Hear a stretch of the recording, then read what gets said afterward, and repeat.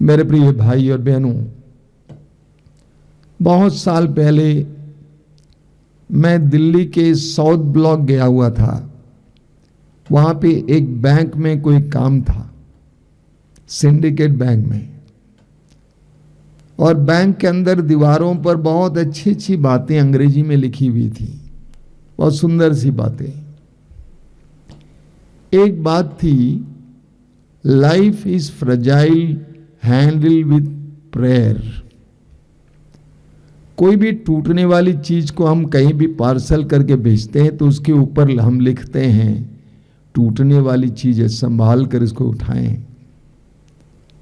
अंग्रेजी में लिखते हैं fragile, take care, handle with care. दीवार पर लिखा हुआ था, life is fragile, handle with prayer. यानी जीवन नाजुक है, जिंदगी नाजुक है, प्रार्थना का सहारा लीजिए। हमारा जीवन कितना नाजुक है। जब लोग मेरे पास आते हैं तो मैं उनसे पूछता हूं, प्रार्थना करते हैं? जब लोग बोलते हैं कि हम प्रार्थना नहीं करते हैं, थोड़ी सी प्रार्थना करते हैं, तो मैं पूछता हूं कि आप किस भरोसे जी रहे हैं? आप किसके भरोसे जी रहे हैं? जीवन इतना नाजुक है। अब आपको नहीं मालूम है कि आप मेरे कमरे से अपने घर वापस पहुंच पाएंगे कि नहीं पाएंगे। तो जिंदगी कितना नाजुक है। ऐसे में हमें प्रभु के संरक्षण, प्रभु की सुरक्षा की आवश्यकता है। प्रभु का संरक्षण हट जाएगा तो हमारे जीवन में ना जाने क्या क्या घटनाएं घटेगी। हमें उत्पत्ति ग्रंथ के अध्याय 3 में पढ़ने को मिलता है, आदम और हेवा ने प्रभु के आदेश का उल्लंघन किया और उसका नतीजा क्या था? सबसे पहला नतीजा यह था, वचन में लिखा हुआ है, उनकी आंखें खुल गई और उन्होंने देखा कि वे नंगे हैं। इसका क्या तात्पर्य है? आदम और एवा ने प्रभु के आदेश का उल्लंघन करने के बाद देखा अपने आप को कि वे नंगे हैं। उत्पत्ति ग्रंथ के अध्याय 2 वाक्य 25 में लिखा हुआ है कि आदम और एवा वस्त्र नहीं पहनते थे, कपड़ा नहीं पहनते थे, तब भी उन्हें लज्जा का अनुभव नहीं होता था। तो ये नंगे का मतलब कपड़े से नहीं है, कोई आध्यात्मिक मतलब है। क्या अर्थ है? उनके ऊपर ईश्वर ने जो पवित्रता का वस्त्र डाला था वो वस्त्र फट गया। उनके चारों ओर ईश्वर के संरक्षण का कवच था, वो कवच टूट गया। उनके चारों ओर ईश्वर की सुरक्षा का कवच था, वो कवच टूट गया। वे नंगे हो गए। मैं एक छोटा सा उदाहरण देता हूं। मान लीजिए एक खेत है, उसके चारों ओर दीवार है और फसल खड़ी है। अगर दीवार टूट जाएगी तो क्या होगा? हर तरह के जानवर उसके अंदर आ जाएंगे और उस खड़ी फसल को बर्बाद कर डालेंगे। आदम और हेवा के जीवन में यही हुआ और हमारे जीवन में भी यही होता है। जब हम पाप करने लगते हैं तो हम पाप के द्वारा ईश्वर की अधीनता को त्याग देते हैं और ईश्वर की अधीनता खोते ही हमारे जीवन में विपत्ति पर विपत्ति आने लगती है। यूहन्ना के सुसमाचार के अध्याय 8 वाक्य 34 में प्रभु यीशु कहते हैं, जो पाप करता है वह पाप का दास है। वह ईश्वर का दास नहीं होता है, वह ईश्वर के अधीन नहीं होता है, वो पाप का दास बन जाता है। ईश्वर के संरक्षण का कवच जो उसके चारों ओर था वो टूट जाता है, फट जाता है और वो बुराइयों का शिकार बन जाता है, शैतान का शिकार बन जाता है। इसी तरह जो लोग प्रार्थना नहीं करते हैं, मैं लोगों से पूछता हूं कि आप प्रार्थना करते हैं? जो लोग प्रार्थना नहीं करते हैं उनको ईश्वर का संरक्षण प्राप्त नहीं है। प्रार्थना का तात्पर्य क्या है? ईश्वर के साथ जुड़ना, ईश्वर के साथ जीना। प्रार्थना के द्वारा हम ईश्वर के अधीन हो जाते हैं, और जब हम ईश्वर के अधीन हो जाते हैं तो ईश्वर का संरक्षण हमारे ऊपर होता है। आपने सड़कों पर देखा होगा, कहीं कहीं लिख कर रखा है, सावधानी हटी दुर्घटना घटी। सावधानी हटी दुर्घटना घटी। जब हम प्रार्थना नहीं करेंगे तो ईश्वर का संरक्षण अनुभव नहीं करेंगे तो हमारे जीवन में ना जाने शैतान क्या क्या नहीं करेगा। उसी तरह जब हम अंधविश्वास में जाते हैं, जादू टोना के लिए ओझा सोखा और अन्य स्थानों में जाते हैं, तो हम क्या करते हैं? हम ईश्वर की अधीनता का तिरस्कार करते हैं और इन सारी चीजों पर विश्वास करने के लिए जाते हैं। नतीजा ना जाने क्या क्या विपत्तियां हमारे अंदर आ जाती हैं। सच्चे और जीवित ईश्वर के संरक्षण को छोड़कर इन सारी चीजों पर जो विश्वास करने के लिए जाते हैं, उनके जीवन से ईश्वर का संरक्षण हट जाता है, समाप्त हो जाता है, और वे शैतान के सामने खुल जाते हैं और वे शैतान के शिकार बन जाते हैं। इस्राएलियों का उदाहरण लीजिए। इस्राएली जनता ईश्वर की चुनी हुई जनता थी। ईश्वर ने उस जनता का निर्माण किया था, सृजन किया था, और ईश्वर के संरक्षण का हाथ उस जनता के ऊपर था। वे जहां कहीं भी जाते थे वहां पर ईश्वर का संरक्षण था, ईश्वर की सुरक्षा थी। लेकिन जब वे ईश्वर का तिरस्कार करने लगे, ईश्वर के विरुद्ध गुनगुनाने लगे, ईश्वर की अधीनता का तिरस्कार करने लगे, तो क्या हुआ? उनके ऊपर से संरक्षण हट गया, और जो ही संरक्षण हट गया वे दुश्मन राष्ट्रों के शिकार बन गए। आज भी देखिए इस्राएल में, यरूशलेम में क्या चल रहा है। ये अभी की बात नहीं है, वर्षों से। जब से प्रभु की चुनी हुई जनता ने ईश्वर की अधीनता का तिरस्कार किया, उस समय से वे शत्रुओं के शिकार बन गई। हमें स्तोत्र ग्रंथ के अध्याय 32 वाक्य 10 में पढ़ने को मिलता है। वचन में लिखा हुआ है, दुष्ट को बहुत से दुख झेलने पड़ते हैं, किंतु जो प्रभु पर भरोसा रखता है उसे प्रभु की कृपा घेरे रहती है। जो प्रभु पर भरोसा रखता है उसके चारों ओर ईश्वर की कृपा घेरे रहती है। दानियल के ग्रंथ के अध्याय 6 को आप पढ़िएगा। दानियल सच्चे और जीवित ईश्वर की आराधना करने के कारण भूखे सिंह के खड्ड में डाला जाता है, रात भर उस खड्ड में पड़ा रहता है। वे भूखे सिंह उसको खा नहीं पाए, क्योंकि ईश्वर ने अपने दूत को भेजकर उनके मुंह को बंद कर दिया। और वचन में लिखा हुआ, जब दानियल बाहर लाया गया उसके शरीर में एक भी घाव नहीं था,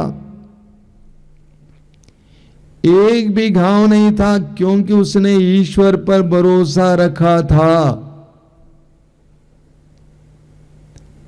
ईश्वर का संरक्षण उसकी चारों ओर था। ईश्वर की सुरक्षा का कवच उसके चारों ओर था। आपने कई ऐसी घटनाएं सुनी होंगी जहां पर प्रभु के भक्त कैसे बड़ी बड़ी दुर्घटनाओं में बचाए जाते हैं।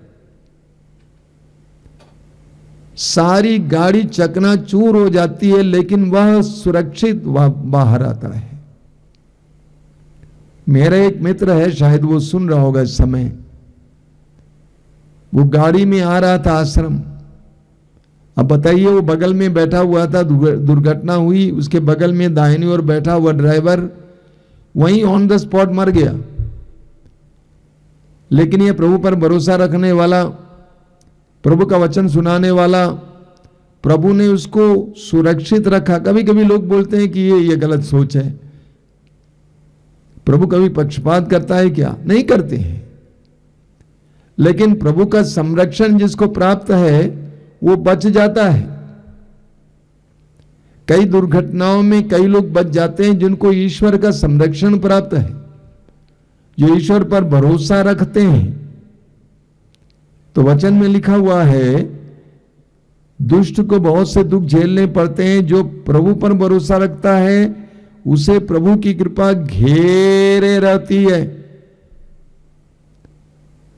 स्तोत्र 91 आपने बार बार पढ़ा है, आप में से कई लोग रोज पढ़ते होंगे। स्तोत्र 91 में उसके 9 वाक्य 9 से क्या लिखा हुआ है? तुमने सर्वोच्च ईश्वर को अपना शरण स्थान बनाया है। तुमने सर्वोच्च ईश्वर को अपना शरण स्थान बनाया है, इसलिए तुम्हारा कोई अनिष्ट नहीं होगा। महामारी तुम्हारे घर के निकट नहीं आएगी, क्योंकि वह अपने दूतों को आदेश देगा कि तुम जहां कहीं भी जाओगे वे तुम्हारी रक्षा करें। वे तुम्हें अपने हाथों पर उठा लेंगे कि कहीं तुम्हारे पैरों को पत्थर से चोट ना लगे। वचन में लिखा हुआ है, तुमने सर्वोच्च ईश्वर को अपना शरण स्थान बनाया है। जिसने सर्वोच्च ईश्वर को अपना शरण स्थान बनाया है, जिसकी अधीनता को जिसने स्वीकार किया है, उसको ईश्वर संभालता है, उसको ईश्वर का संरक्षण प्राप्त है। मैं जानता हूं कि आप में से कई लोग इस वचन को पढ़ते हैं, इस स्तोत्र को दोहराते हैं रोज। इस स्तोत्र को दोहराना काफी नहीं है, बल्कि इस स्तोत्र को जीना है। इस स्तोत्र को जीना है। स्तोत्र का प्रारंभ कैसे होता है? तुम जो सर्वोच्च के आश्रय में रहते और सर्वशक्तिमान की छत्र छाया में सुरक्षित हो। तुम जो सर्वोच्च के आश्रय में रहते, तुम पूरी तरह से प्रभु ईश्वर के अधीन रहते और सर्वशक्तिमान की छत्र छाया में हो। जब हम उस ईश्वर के अधीन जीवन जीते हैं, उसकी छत्र छाया में जीवन जीते हैं, हमें संरक्षण प्राप्त है। हम कहीं भी गिर जाएं, कहीं भी जाएं, संरक्षण प्राप्त है। स्तोत्र 23 को पढ़िए, वाक्य 4 को। कितनी सुंदर बात वहां लिखी हुई है। स्तोत्रकार कहता है, चाहे अंधेरी घाटी से होकर जाना पड़े, मुझे किसी अनिष्ट की शंका नहीं, क्योंकि तू मेरे साथ रहता है। चाहे अंधेरी घाटी से होकर जाना पड़े, मुझे किसी अनिष्ट की शंका तक नहीं, क्योंकि तू मेरे साथ रहता है। हमें प्रभु के संरक्षण में जीना सीखना है। हमें प्रभु के संरक्षण से दूर नहीं जाना है। योहन के सुसमाचार के अध्याय 15 में प्रभु यीशु कहते हैं, तुम मेरे प्रेम में दृढ़ बने रहो। मेरे प्रेम में दृढ़ बने रहो, जिस तरह मैं पिता से के प्रेम में दृढ़ बना रहता हूं। जब तक हम प्रभु के प्रेम की परिधि में रहेंगे, उससे बाहर नहीं जाएंगे, हम सुरक्षित रहेंगे। उड़ाऊ पुत्र लूकस अध्याय 15 में हम पढ़ते हैं, वह पिता के भवन से दूर चला गया। जितना दूर जाता गया उतना ज्यादा उसके जीवन में तंगी बढ़ती गई, और एक ऐसा समय आया जब उसके पास खाने भर के लिए कुछ नहीं था। लेकिन ठीक इसके विपरीत जब वो अपने घर के पिता के भवन की ओर आया, संरक्षण, सुरक्षा, सब कुछ, संपदा। इसलिए प्रभु कहते, तुम मेरे प्रेम में दृढ़ बने रहो। आप में से जो गांववासी हैं, गांव में रहने वाले हैं, आप जानते हैं मुर्गी और चूजों के बारे में। मुर्गी के साथ साथ चूजे चलते हैं।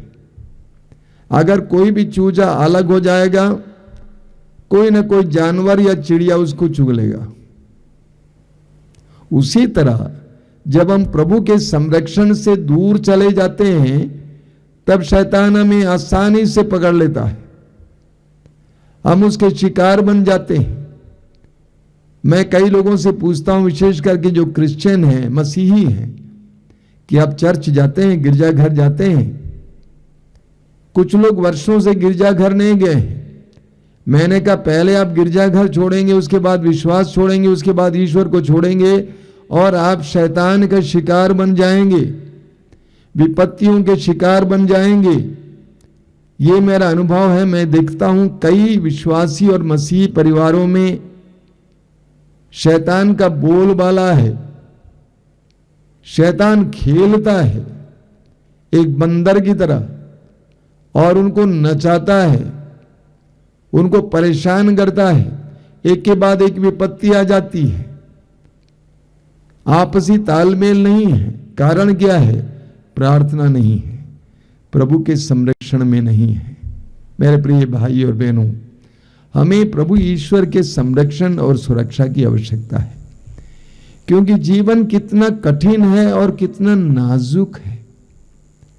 ऐसी परिस्थिति में ईश्वर के संरक्षण के बिना अगर हम जीवन जीने लगेंगे तो हम पूरी तरह से असुरक्षित हैं। लेकिन जो प्रभु के संरक्षण में जीता है, जो प्रभु के अधीन जीता है, वह सुरक्षित है। प्रभु उसको सुरक्षा प्रदान करते हैं, उसको संरक्षण प्रदान करते हैं। आइए हम प्रार्थना करें। अपनी आंखें बंद कीजिए, प्रभु से प्रार्थना कीजिए। समय प्रभु तेरे शरण में, तेरी छत्र छाया में, तेरे संरक्षण में जीने की हमें कृपा दीजिए। हमें दुनिया पर भरोसा नहीं रखना है, बल्कि तुझ पर भरोसा रखना है। दानियल को उस खड्ड में डाला गया था, लेकिन सिंह नहीं खा पाए, कुछ नहीं कर पाए, यहां तक कि उसके शरीर पर एक खरोच तक नहीं मार पाए, क्योंकि दानियल को प्रभु का संरक्षण प्राप्त था, तेरा संरक्षण प्राप्त था। हमें भी प्रार्थना के द्वारा, विश्वास के द्वारा तेरे संरक्षण में जीने की कृपा दीजिए। तू हमारे चरवाहा है, हमें किसी बात की कमी नहीं होगी। चाहे अंधेरी घाटी से होकर जाना पड़े, हमें किसी अनिष्ट की शंका नहीं होगी, क्योंकि तू हमारे साथ रहता है।